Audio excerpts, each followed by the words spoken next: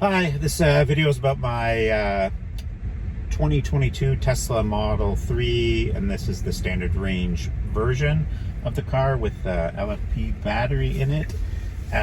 Today's video is about charging while away.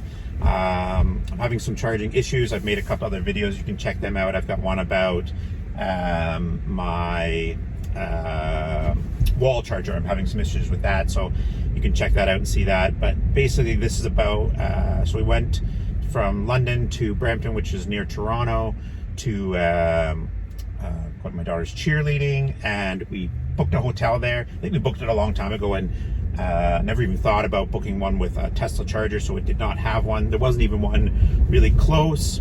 So we decided that we would just take the car and go out to a mall. So I used that, what is it, the plug-in app, I think it's called. Plug-in app. And we went there and found the charger, but drove around, checked the one. There was only 3. They were all taken. So then there was one across the street at a library. Went over there, grabbed out the adapter out of the car.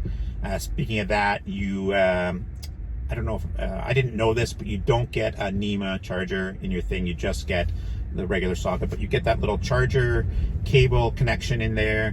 So I put that on it and plugged it in. Just got an error code in the car saying not properly connected. Then I looked at it and did notice there's a little clip on them because they're just, the regular chargers just fit everybody, but Tesla has a specific unit and it has to clip onto that in order to get that to work. I'm gonna put a little clip at the end of one that I went to this morning just to see if, I was having issues, but I found one off that plug-in app that you pay for, and these ones were free, and that it does work. It works fine. So that little clip wouldn't lock in on the first one. So we left there, went back to the mall, and when I got back there, one of the charging units was free. So I tried to plug it again, but this one here, the whole clip thing was broken off, and it kind of makes me wonder, now that I've thought about it, if people don't break those off so that us Tesla users can't use them or whatever. But anyway, that was my experience with that. So we kind of gave up on that. I decided to just go into the app there and look for a supercharger. So I found a supercharger, and we went to there. It was about a 15-minute drive, but I just wanted to get it done with and get it charged. So we got there. It said on the thing, I think, that there was 4 open, but when I got there, they were all full. So we just parked kind of in front of the charging and waited. So many other people swirling around with Tesla. There was a guy standing beside me. He was waiting. There was a Wild Wings there in Brampton, and he was waiting, I think, to get mad at this guy that had stolen his spot. So I think that's a big deal. Like, you have to watch people steal your spots. There's not really a waiting system or anything like that for it. I think it's just, hopefully most Tesla people have courtesy.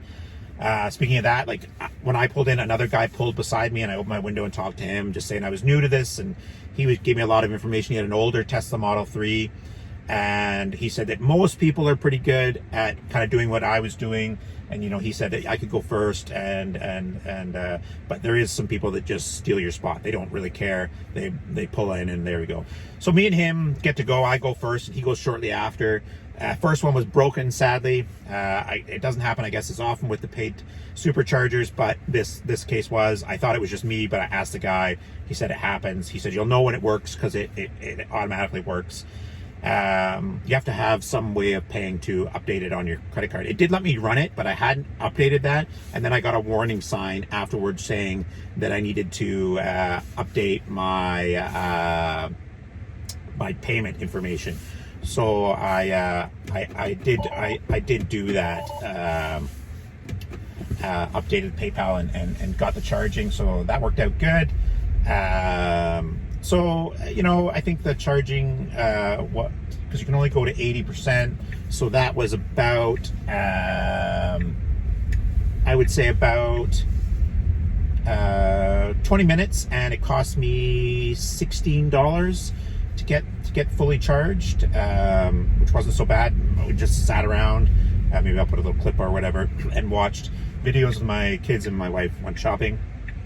So that part of it, but yeah, definitely, you know, it's too bad they don't have an idea of like putting a couple of spots right over and numbering them, that you could sit in order there. Maybe, you know, spot 1 and spot 2. I don't know if it varies from, this is my first situation of going to one of these chargers, but like I would not deal well with having people you know, steal my spot. That definitely wouldn't be fun for me. And those other chargers, the free ones, I'd imagine that you're just going to run into that situation a lot, where you know, it's just not a good situation that they're worth using. Maybe for regular charging people, because they don't have to use the adapter. But I think I'll just go to the superchargers, or again try to book a hotel with some kind of charging unit there. But again, you're also, I mean, is that taken? How many do they have? Yeah, so I made a couple other videos. I don't know if I mentioned that already. That one about my charger at home, and then about the drive home afterwards with after the supercharger was still kind of low, not enough kilometers to barely make it home. Like I said, happy so far with the car. I love it. If you like this video, like, subscribe, comment below if you've had other situations about that, or any stories about somebody stealing your spot, or what you do maybe to help that happen, so it doesn't happen. Is you stand there, I don't know, maybe you keep driving in circles, I don't know, there might be a solution, I don't know. Again, thank you, have yourself a great day, I'll talk to you again. Okay, this is a charge point station. This is to go along with my other story that I'm going to tell you about my experience in Toronto. When I was in Toronto, or I guess Brampton, all the stations had this clip missing, the clip at the end that hooks on. They were all broken, so it looked like all the chargers were working, but if you can't clip that to your adapter, which is in here, this one, then it won't lock in and you won't get a charge. So it's hard for me to do this and hold. And you clip it in there and it locks in, and then open your charger up, stick it in, it should start charging. So it's starting to charge there, and this is using the Charge Point app, so it should say that it's all good on the screen in here. Oh, it opened up, but you can see it. I don't know, you can see it through there, starting to charge. So the thing that with a lot of the chargers in Toronto or Brampton, that part was missing, either broken off, and I think it might make sense that the reason people do that is to stop Tesla users from using it. But if you don't have that clip on there, it just won't connect. And also right now somebody can't steal my my charger out of there and steal that part there. With that clipped in and on, I have to unlock it. So yeah, that's part of my big story about going to Brampton and my fun charging experience. So you can see here the charging time looks like it's 3 hours and 55 minutes off this at 30 amps on this, and I was at 305 kilometers, or 69% right now. So it's not the fastest charge, that's for sure. This would only give you maybe a top up if you were somewhere, or if you were going to go into a mall, that this would work, and that's what I originally tried earlier. Definitely the superchargers are a lot faster, but this definitely saves you in a pinch. Just nice to find one that works. I don't know if that was because the other ones looked like they were free, that makes a big difference. They don't update them, and this one's a paid one, so somebody's servicing it. But as I said, the ones that earlier I tried in Brampton were all broken, every one of them. So it's good to find one that works, and it's right near my house, so I have kind of a backup plan to solve some of my issues. Okay, I'll talk to you later.